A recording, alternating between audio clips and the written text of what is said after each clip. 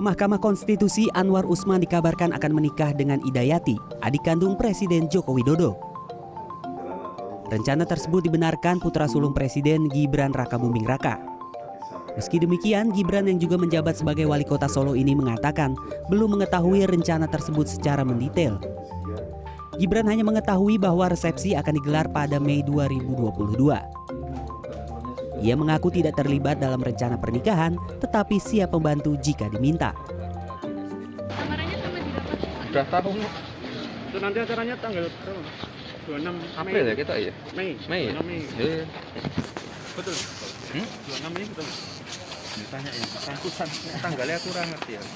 Jadi panitia lagi Mas? Tanya yang bersangkutan ya. Saya nggak tahu acaranya di Solo atau Jakarta ya. Nanti tanya yang bersangkutan. Rencana pernikahan Ketua MK Anwar Usman dengan Ida Yati adik Presiden Jokowi menuai beragam tanggapan. Pengamat politik dari Universitas Al-Azhar Indonesia, Ujang Komarudin mengatakan, untuk menjaga marwahnya MK diharapkan menjaga independensinya dari berbagai indikasi intervensi kepentingan antar lembaga. Untuk itu ia berharap Anwar Usman bersedia mundur dari jabatannya sebagai Ketua MK.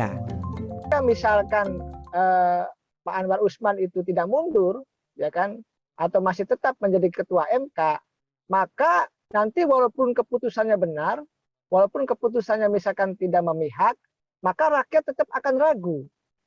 Karena ini terkait dengan adanya tali kekeluargaan.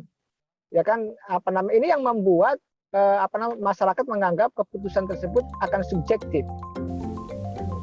Sementara itu, pakar hukum tata negara dari Universitas Gadjah Mada, Zainal Arifin Muhtar mengatakan, Ketua MK Anwar Usman disarankan tidak mengambil keputusan dalam sebuah sidang yang berkaitan langsung dengan Presiden. Misalnya sidang impeachment atau pemakzulan, pengujian materi undang-undang, serta perselisihan hasil pemilihan Presiden.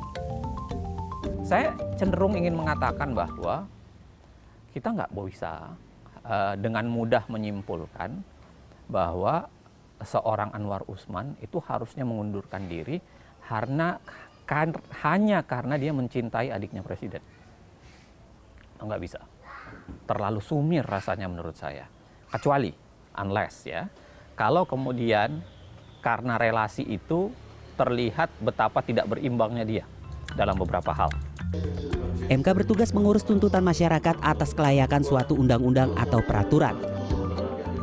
MK punya kewenangan untuk mencabut peraturan yang dinilai tidak adil dan bertentangan dengan undang-undang. Ada 3 lembaga negara utama di Indonesia, yaitu legislatif, yudikatif, dan eksekutif.